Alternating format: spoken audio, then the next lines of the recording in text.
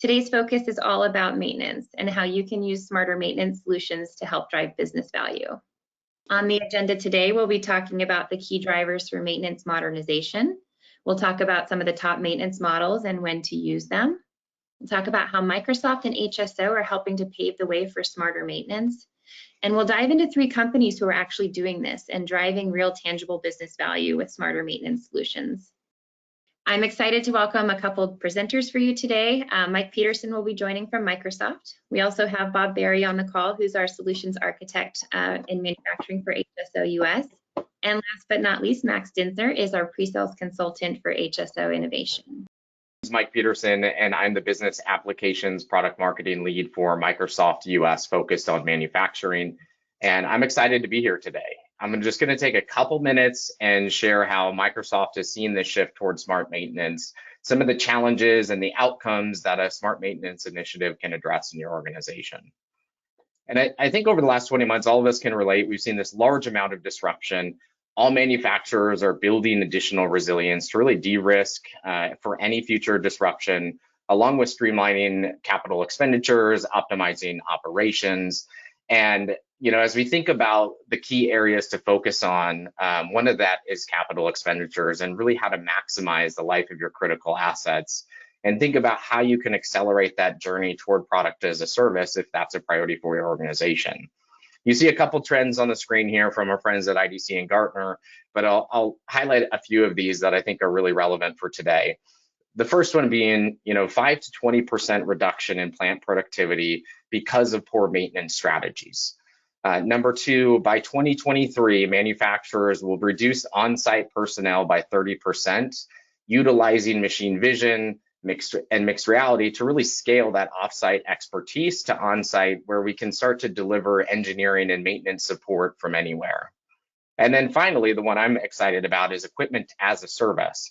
By year-end 2023, 20% of industrial equipment manufacturers will support equipment as a service with remote industrial IoT capabilities, up from that current base of near zero. Let's jump to the next slide. And at Microsoft, when we think about manufacturing transformation, we really look across 5 key areas. Those areas include workforce transformation, create resilient supply chains, unlock innovation to deliver new services, engage customers in new ways. And traditionally, where we think of that asset conversation or maintenance focus is around building more agile factories. However, as the trends indicated, and what we're really increasingly hearing from our customers across various verticals, whether that's industrial, maybe facilities management, things like retail, CPG, is how do we unlock not only our factory assets, but start to think about that journey to service models across anywhere in the value chain. And that pendulum and that maturity curve, what we're seeing here is starting connected, predictive, prescriptive, and whether that asset is on the factory floor or at a customer site. And as Bob will touch on in a minute, this really just outlines that typical maturity model that organizations step through and the value introduced at each stage of maturity.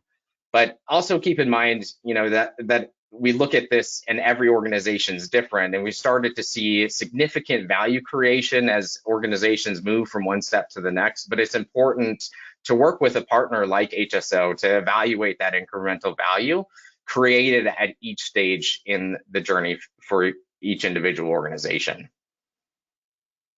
Next slide.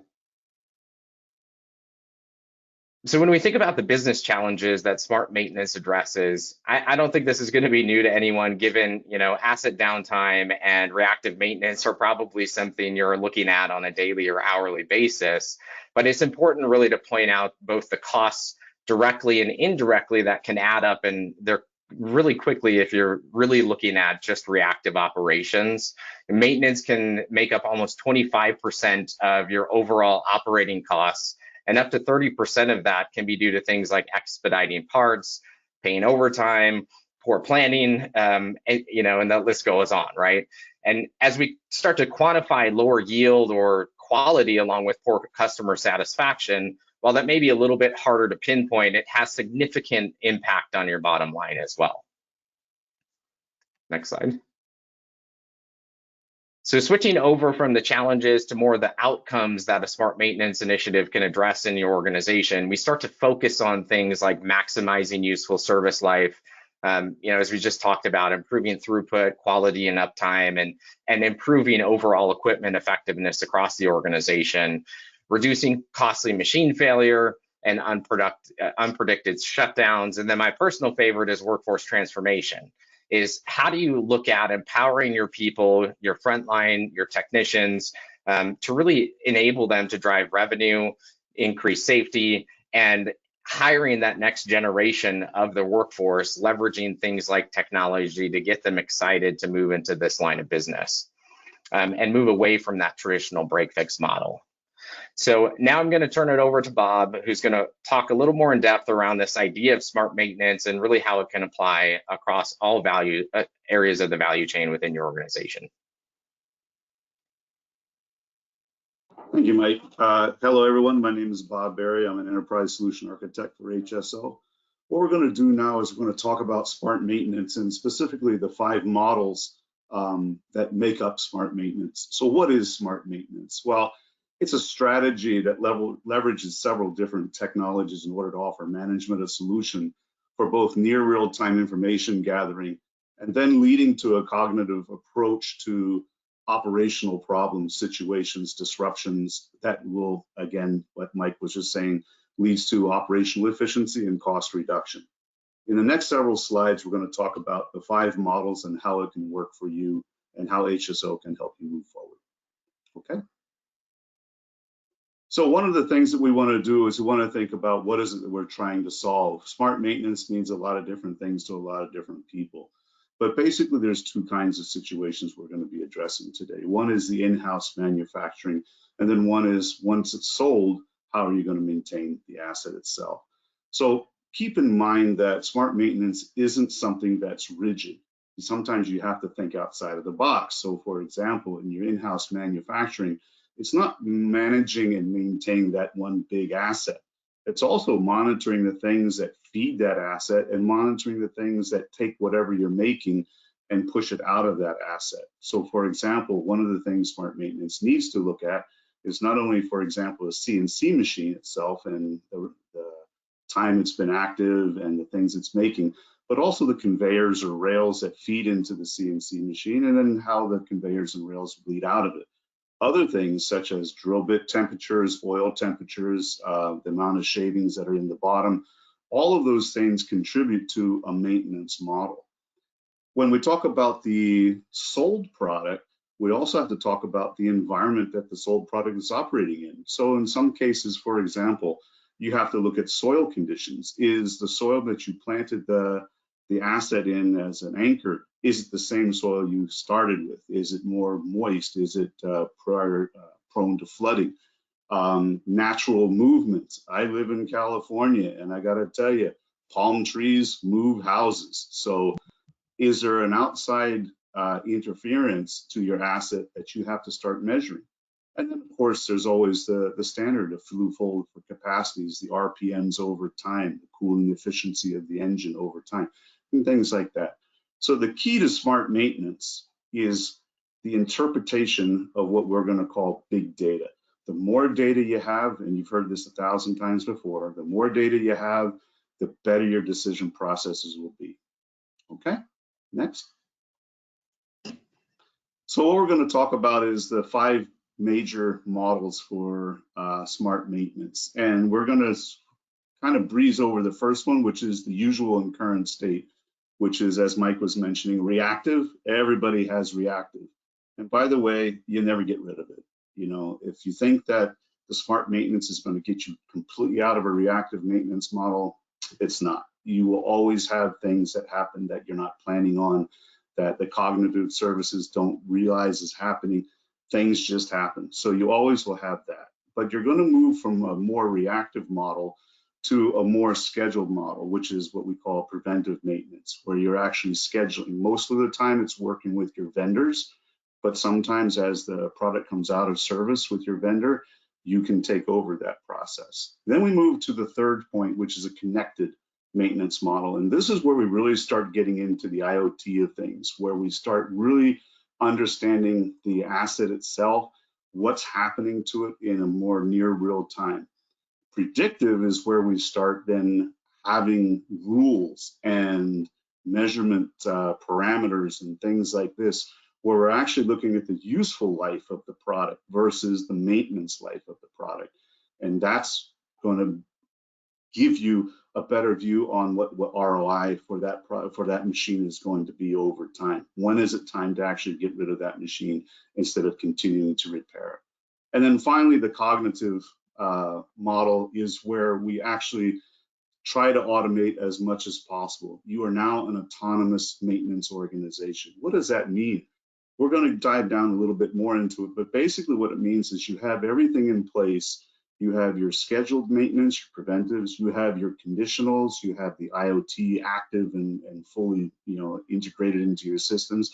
You have your predictive models with all your rules, and now you're building cognitive services, which now think, in other words, they think about what's going on, and they actually allow you to do two things. They allow you to automate the maintenance cycles when something is going wrong or something is over temp. The other thing that it will do is it will start helping you react on your production lines, and we'll talk about that in a little bit, in that it will suggest or actually do for you slowdowns or turn offs on the production line so that a problem doesn't become a major issue. And first off is the reactive, okay? What's the reactive model? It's the most disruptive to any manufacturing or service organization. It is something's broken, someone screamed at the top of their lungs, and you have to run in crazy and fix it as quick as possible. It is a 100% manual process, and the procedures that you follow are generally mapped out, but in the case of something very critical, all that gets thrown out the door and everybody runs like chickens with no heads. The good point is that everyone starts there. The second then is that you go to more of a preventive maintenance model. And what is that? Again, we're all familiar with this. In a preventive maintenance model, it's usually either contractual with the vendor. You've bought a $1 million asset or a $100,000 asset, and along with that comes a service agreement. And every 6 months they'll come out and do a PM. I think we all are familiar with printers in the offices and things like that. Same thing with big machines, elevators in facilities management, for example. That's all covered under contract. The key here is that the goal is that you believe by doing preventive maintenance, you are prolonging the life of the asset and thereby minimizing the chance of the asset going down. The good thing is that it's scheduled, so you'll be able to work with your manufacturing or your facilities management folks to make sure that the machine that needs to have the maintenance done is either A, offline or set down, or is available to work around in the manufacturing environment. Key here is that preventive maintenance is the first step of really starting to automate your maintenance processes. Okay, next slide, please. This is where we really start hitting the pavement heavy. Conditional based maintenance, what is that? So conditional based maintenance is actually the first time that we're putting rules down behind the telemetry gathered by IoT devices and other devices as well. So what does that mean? Well, the rule is going to be things like temperatures, like RPMs, like vibration settings. Maybe it also could be throughput.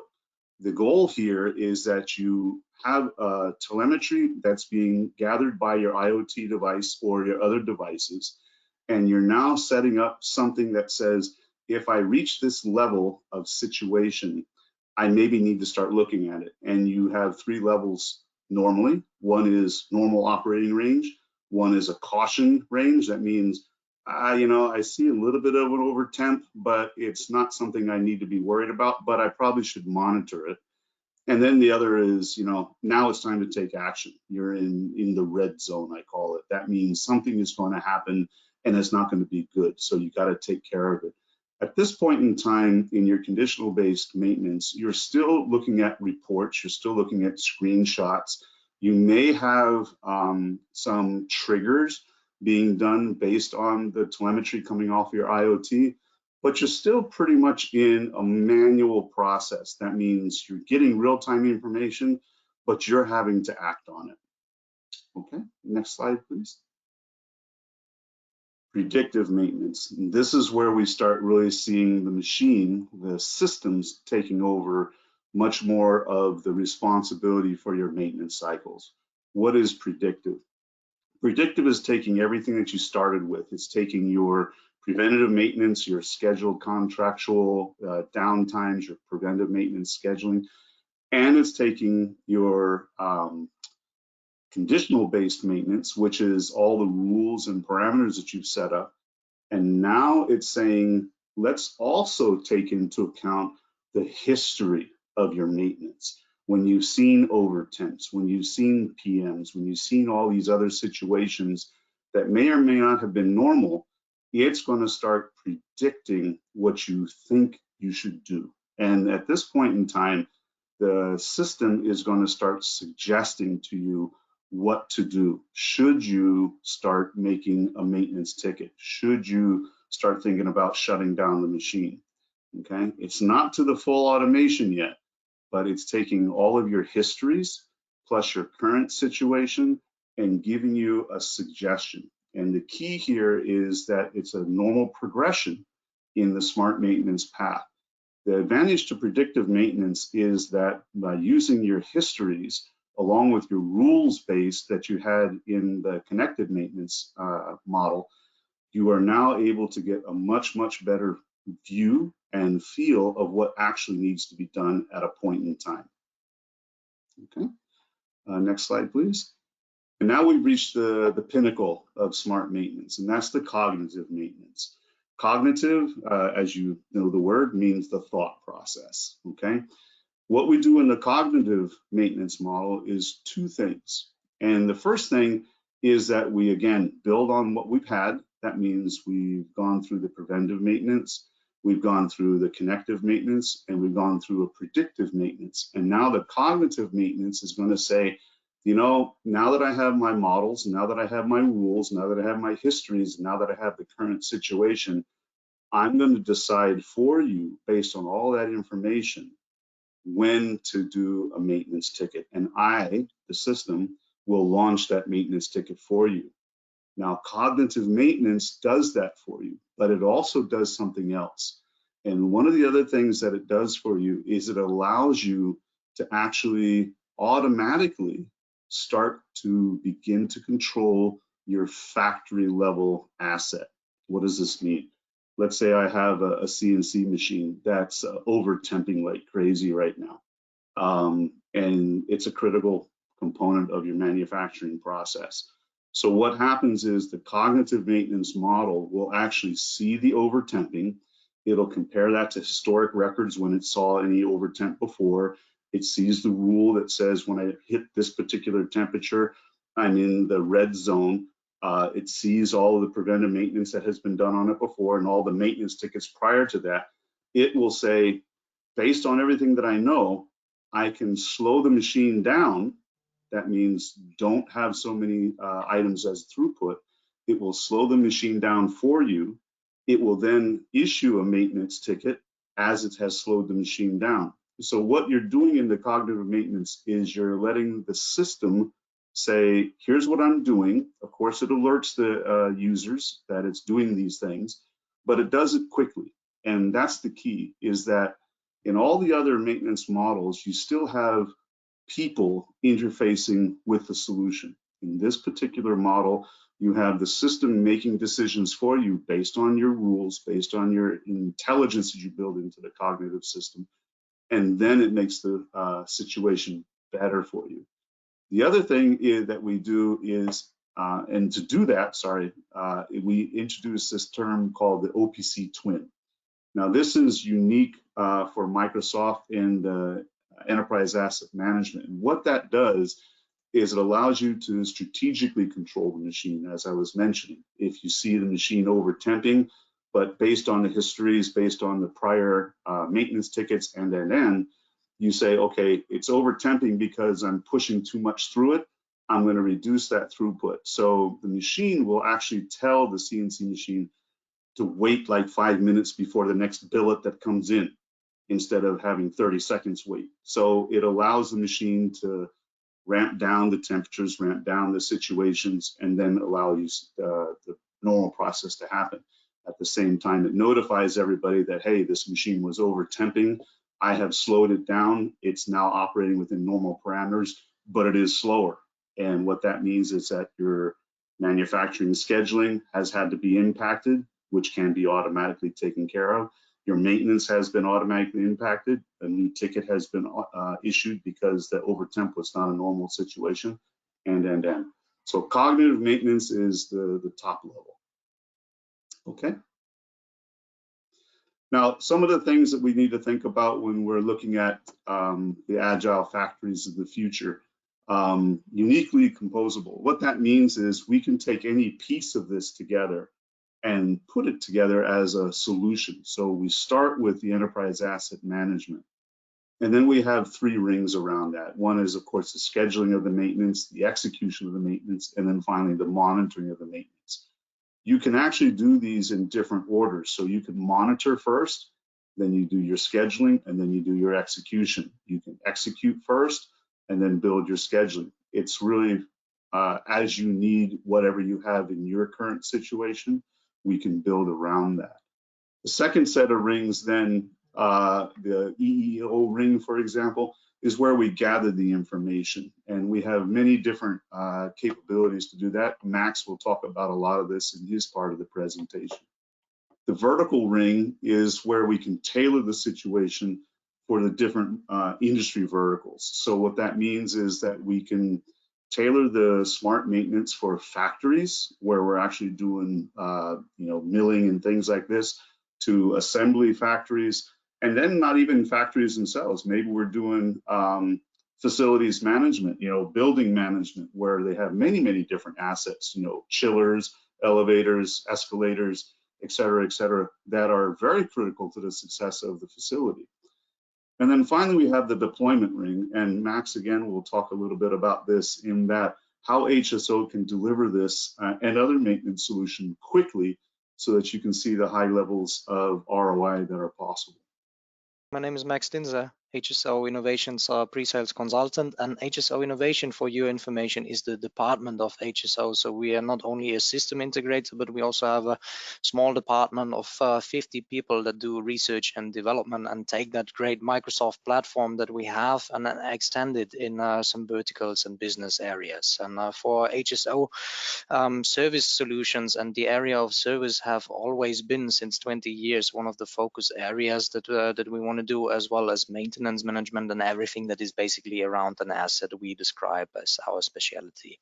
And innovation as a department itself develops also applications on top of that standard. On the left side of that slide, you can see solutions that are placed on the enterprise resource planning solution of Microsoft, while on the right side we also have solutions that enhance, for example, the standard of field service and the sales and marketing module, as well as online product catalogs that might be interesting to add from a more servicing on-site equipment perspective, or in the construction industry. To move a little bit further, if we look then at the Microsoft platform itself I was talking about, then we have that beautiful slide in the middle that shows the feedback loop that we have of engaging with employees, engaging with customers, transforming products, engaging with your own internal operations from a manufacturing perspective. And in the middle of that, we have those 3 clouds. We get Microsoft Azure, which is the infrastructure side of the Microsoft platform. In the middle, we get Microsoft Dynamics 365, which are the business applications that we have, from field service, customer engagement platform, customer service hub, as well as ERP, manufacturing, all of the modules that are related to that.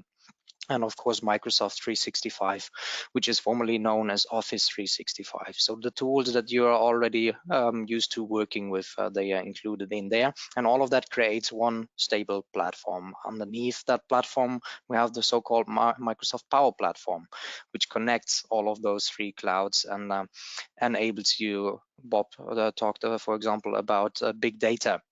with different kind of tools to analyze that data. For example, Power BI, which is the business intelligence tool of Microsoft, and you can get basically business intelligent information out of different kind of tools. We talked a lot around IoT that might be sitting in a Microsoft Azure cloud with Azure IoT Central, while you have your business operations on an ERP application, your warehouse movements and all of that. And to connect all of those data records, because you have so many entries, if you're a company with over 1,000 employees with a lot of productions on a daily schedule, then you have line inputs that go way beyond 1,000 line inputs, and no person is able to track that. So you need to visualize that in an intelligent business intelligence board that helps you to better understand your business.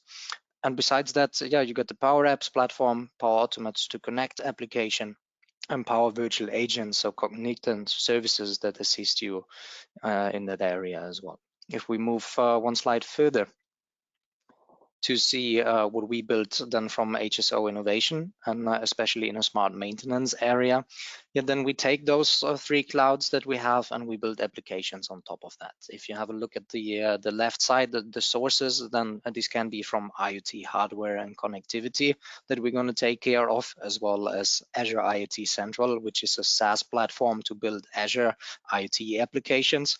Sometimes I hear from customer, and I think actually, Brandon, there was a really beautiful poll that you've picked, the area where do you actually believe you're in.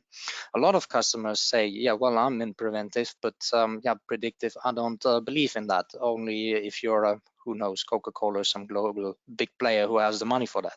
I actually don't think that's true anymore, because Microsoft really put it down to the scale, so it could also be leveraged by smaller companies, can be integrated by small and medium-sized businesses as well, not only by the big players anymore, because you have that SaaS platform that helps you build based on a low code, no code principle. IoT applications, they can be fairly simple, but they can also be fairly extended and scaled to perform on an enterprise level.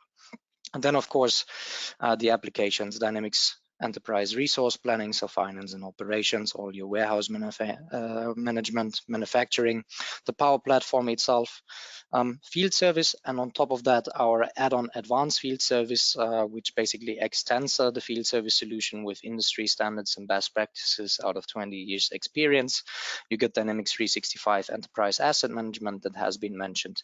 And within HSO Innovation, we also have 2 products on the ERP platform that are called Dynamics Maintenance Management, enhancing that standard.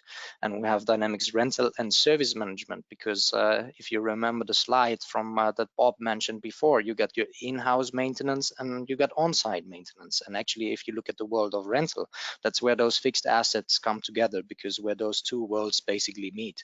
Because if you think of a rental process, well, then you are the owner of the assets, so you got to do in-house maintenance, you got to maintain your rental fleet basically, but you also got to do on-site services. Imagine you rent out power generators, like one of our customers, which we're going to feature later, Bredenort does. Then those power generators are usually for months on a site, and they can easily overheat, or the customer uses too much power if it doesn't use that properly. Think of rental cars. How easy can you have an accident and then it's damaged? And as a rental provider, you need to get on site and fix the asset for the customer. So you have those 2 worlds combined, and that's where Dynamics Rental Management comes in place. So much around the solutions that we've built on top of the standard, but the standard is of course also really great from a platform perspective. So if we look at the platform, we get Power BI to read out of the sources, but we also have the IoT connectors, Azure IoT Hub, cognitive services, artificial intelligence that can assist you to reach that cognitive stage within the Microsoft platform. But it could also be fairly simple things that can support you, especially from a service world. It is always more interesting to put things also out to an external world, to get insights on a mobile application, to enable your workforce with the Power Platform, so users can get insights over an asset via their mobile device, if that's now a tablet, or include that into the checklist in your manufacturing purposes, and feed all of that information via a feedback loop back.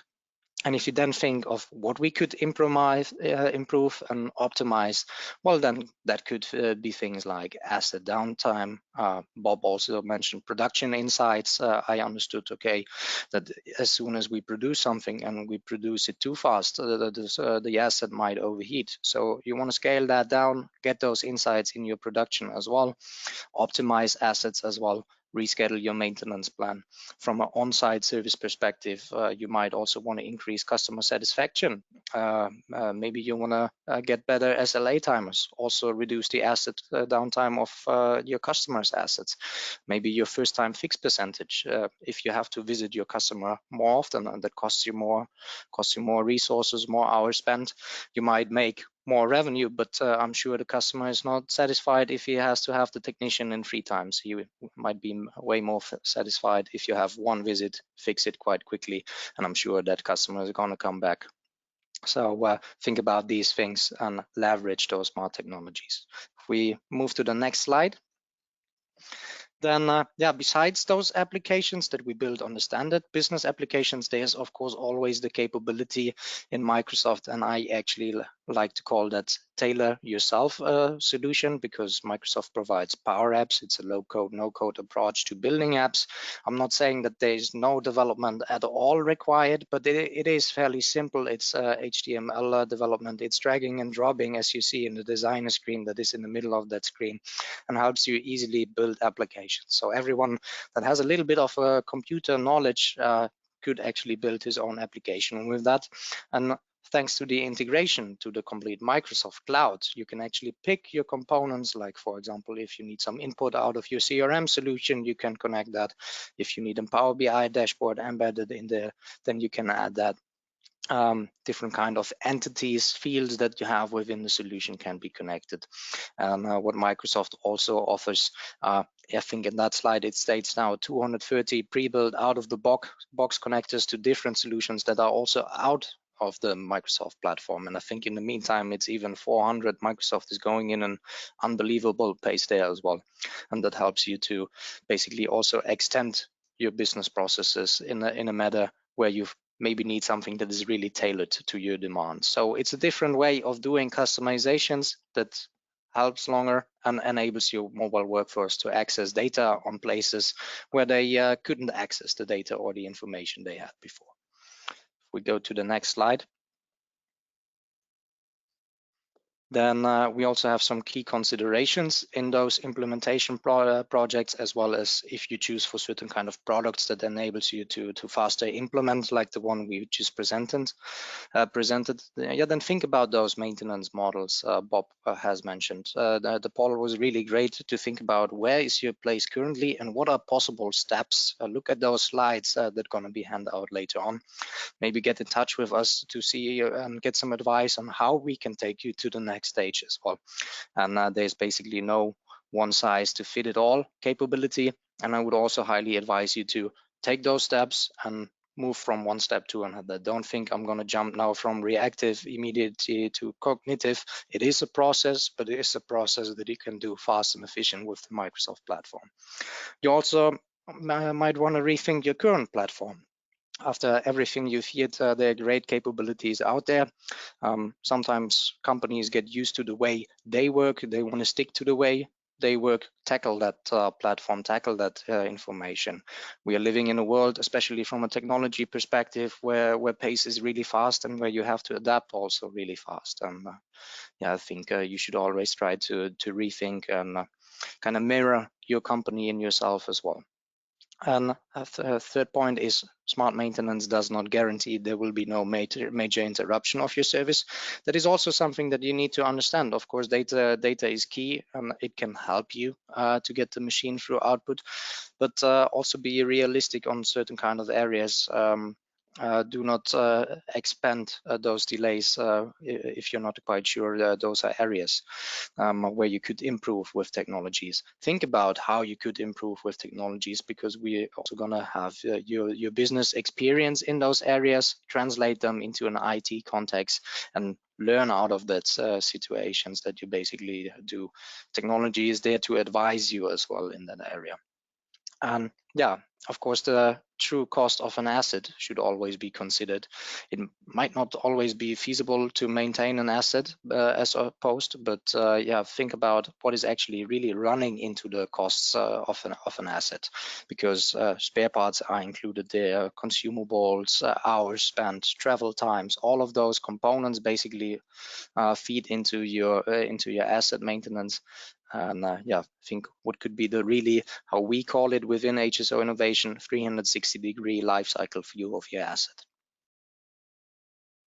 Then we have 3 customer success cases with us today. The first one is actually Stolt Tankers, where we implemented an IoT solution, and that connects over 1,000 sensors that you have in one of those tanker ships. So Stolt is a big company that is managing different kind of harbors as well as ships and all of the deliveries.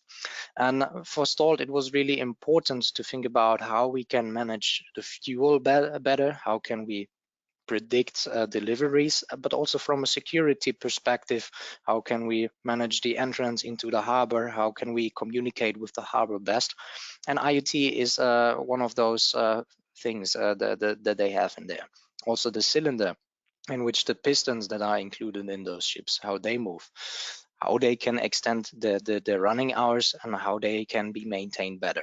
And currently that is something that is not on that slide. We are actually running a thing with Stolt as well, where we're busy with them to basically create a maintenance management solution on top of the Microsoft platform that fits the needs to also maintain the terminals and the harbors that they are responsible for. So that is a really nice customer success story. And if we move further to the next one, then there we have Predictive, and that was actually the company that I was referring to that uses our tool Dynamics Rental Management. Predictive is a production company, so they do manufacturing themselves. They manufacture what you see in the picture, power generators and all kind of power supply tools for the construction industry. They are the biggest one in the Netherlands to do so. So basically everywhere, as soon as you're on the road, you see some Predictive generators over there in the Netherlands. You cannot miss those red ones. And yeah, the thing with Predictive itself is that they use the rental management solution of the Microsoft platform, and they actually wanted to achieve the concept where we help them using sensors in their generators to achieve a rental scenario where they leverage power by the hour. So customers are billing for the hours those generators produce, but also from a manufacturing and service perspective, they now have way more IoT insights. They know based on the temperature such a generator is producing, or based on the running hours, based on the kVA output the generator produced, when it might have a downtime and when it should be serviced again. And that's how they can basically fulfill all of the information they require from a service level. They can use it for rental and invoice billing, as well as from manufacturing, get insights in those intelligent dashboards, because they spot that some of the generator types they have, they maybe break down more often. And due to that, they can spot that on the engine of the generator, the cylinder and the engine that is included in there might be a failure in production. So that is the feedback loop, how you can really take out of your rental operations, your daily business operations, where you make revenue information towards your manufacturing. Nice case study as well. If we move on to the next slide, and then that's actually my personal favorite one. I'm a big fan of all of those IoT concepts. And within Germany, we have a customer that is called Grünberg, and Grünberg is the biggest producer of water filters within Germany. And yeah, the issue that Grünberg actually had, they were just manufacturing those water filters, but they never actually knew who is their end customer. So the example that we did at Grünberg is that Grünberg sells those water filters through retailers, through third-party suppliers and sellers. But as soon as they sell that towards the retailer, then they don't have information anymore what happens to their asset. So nowadays, every produced Grünberg water filter includes an IoT sensor and comes with a mobile application. And now the customer can actually manage the salt, the water, and all of the consumables that basically flow through the filter, can order new consumables at Grünberg, and can actually get insights into when there are issues with their water filter. And it helped Grünberg to get a connection towards the end customer. So it enabled them to have a complete new business model. Grünberg 3 years ago was only a producer. Nowadays, they are also a service company. They also deliver consumables, and it opened a complete new business model for them. And that is something, of course, a lot of manufacturers should think about, because you produce assets, you produce components, you produce products. Think about connecting them with IoT, and think about enabling your customers to get in better touch with you. We didn't touch into a demo today on any of these particular solutions, but we can certainly do that with you one-on-one and hope to understand more about your business. So we are offering a complimentary digital envisioning workshop where we'll work with your company one-on-one and really try to map out what solutions might be best to solve your particular maintenance and service needs. My email is up on the screen at bsamich@hso.com. We'll also follow up after the webinar to see if you found everything that you were looking for, if you wanted to dive deeper on any of those specific solutions that Bob and Max were mentioning today. If you'd like to learn more about the solutions we talked about today, feel free to reach out. You can also visit us on the website at us.hso.com. I'd like to thank Max, Bob, and Mike for joining us, and all of you who've joined us as well on behalf of HSO. We hope to see you at another event soon. Thanks so much and have a great day.